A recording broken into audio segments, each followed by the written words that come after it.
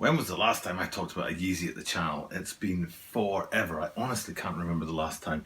It must have been back in the spring, so we're talking at least 6 months, but I think even longer than that. It could be as much as 9 months ago that I talked about the last Yeezy. And I think that, is representative of where the line is right now. The hype that was there, the big deal that was made every time a Yeezy came along, whether it was 350s, 500s, 700s, boots, highs, whatever. That just seems to be, have been transferred into a kind of like, meh.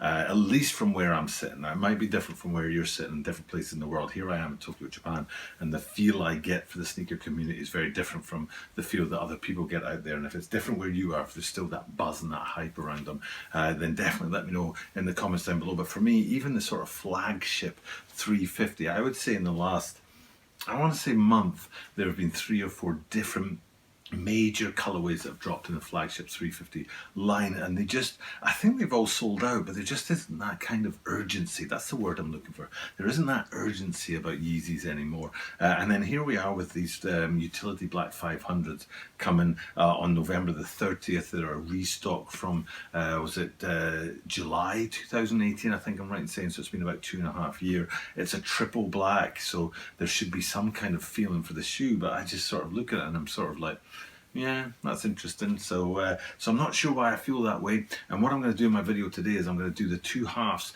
Usually what I do every video is pretty much about upcoming sneaker releases, and we go through the shoe bit by bit so that you out there can know what you're getting if you're going to go and get your hands on them, or not even. You might look at a video like this and say, you know what?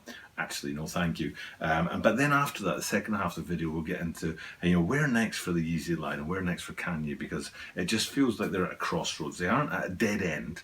It's not like it's over and let's look for the next big thing. It feels like they're at crossroads, and of course they could go any way. And I don't know where they're going to go, but we'll see, and we'll get a bit of talk about that as well at the end of this video. So without further ado, let's get into this and talk about the upcoming release of the Adidas Yeezy 500 Utility Black. This is the Tokyo Butter 23 Sneaker Channel. Tokyo Butter 23 Sneaker Channelです。毎日アップするので毎日見てください. And every single day from Tokyo, Japan, I bring you content about upcoming sneaker releases, sneaker news, and sneaker reviews. And today, what we've got in the spotlight is the first Yeezy at the channel for something like 8 or 9 months, and it's a Yeezy 500. And I think the thing that drew me into it was that triple black effect.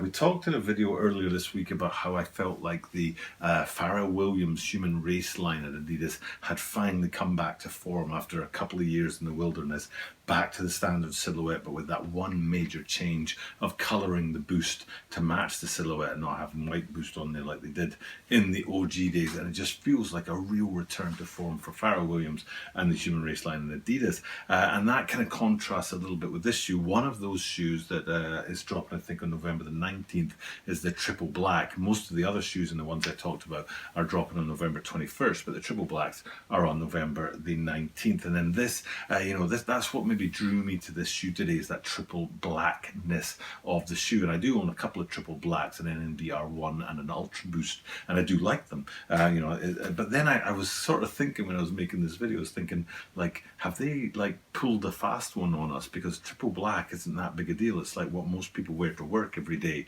like a black leather shoe with a black midsole and a black outsole. And I was like, hold on a minute, have they pulled a fast one on us by making us think that triple black is something hype when it's actually the standard shoe of business throughout the world? But that isn't the point. That isn't the point of triple black, especially when there's boost on a shoe. And that's one of the things that people out there maybe need to be very careful of with these 500s, because Yeezy 350s have always had boost.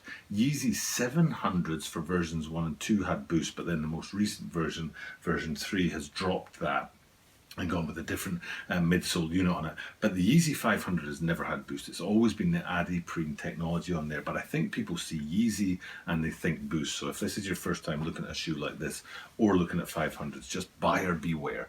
Just understand what you're getting your hands on. It isn't a boost sneaker. That massive outsole midsole unit doesn't house boost on the inside of that. It will house Adidas, which is surely comfortable enough. It's not a bad thing. It's not like I'm slating it, but I just think that you should know what you're getting your your hands into. And if you were to go and buy a pair of these, expect and boost, and then be disappointed, that would be a bad thing. So definitely, pay attention, buyer beware, adiprene on the bottom half of these guys. And speaking of the bottom half of these guys, I've made it very clear, I've been very consistent, especially back in the Yeezy days when we were doing, 1 or 2 Yeezy videos a week or a month or whatever, that the 500s and the 700s just have never been my thing.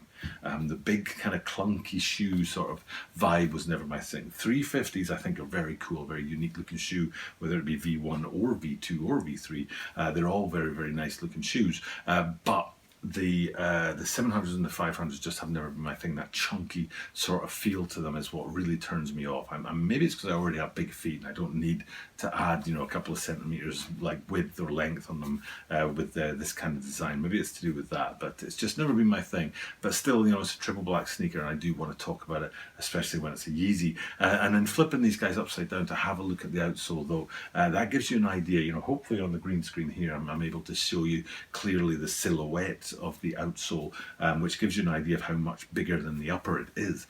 But then if you look at the details within the outsole, it's a really interesting outsole, the way it sort of flows. It's almost artistic in a way, the way it sort of flows together and houses that adiprene on there. So even though it is probably the biggest drawback on the shoe for me in its design and its structure, the actual sort of creativity that goes into that outsole is still very, very, very cool.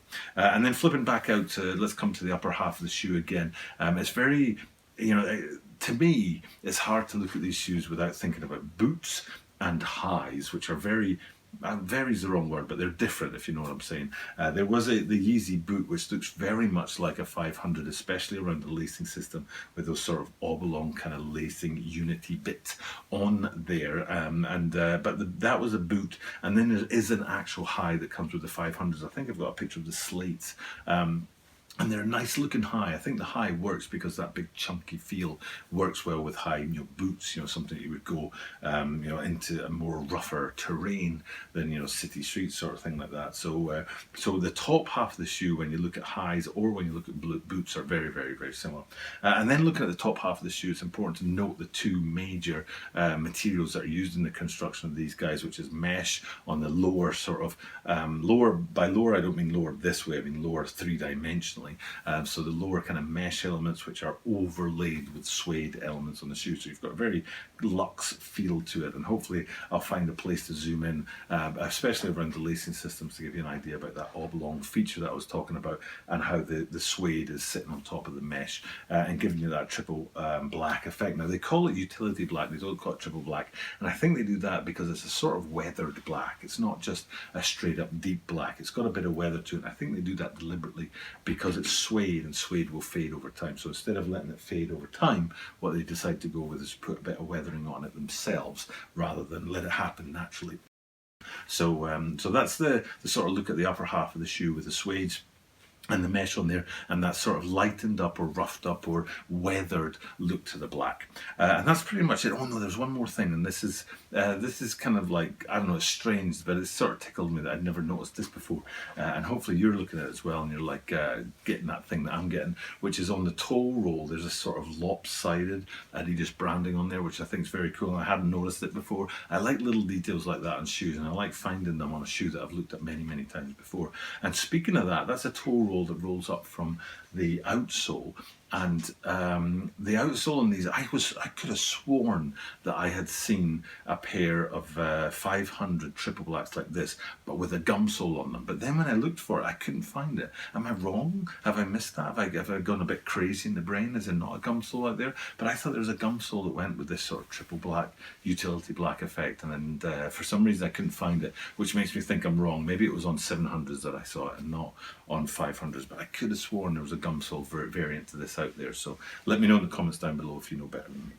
Okay, the last thing to do is, like I said at the top of this video, is just to talk about where the Yeezy line and Kanye are going. They feel like they're at a crossroads. It feels like all of the Yeezy lines have reached kind of their limit. The 350s have, they're just churning them out almost without thinking about it. 500s and 700s, they're just not the thing anymore.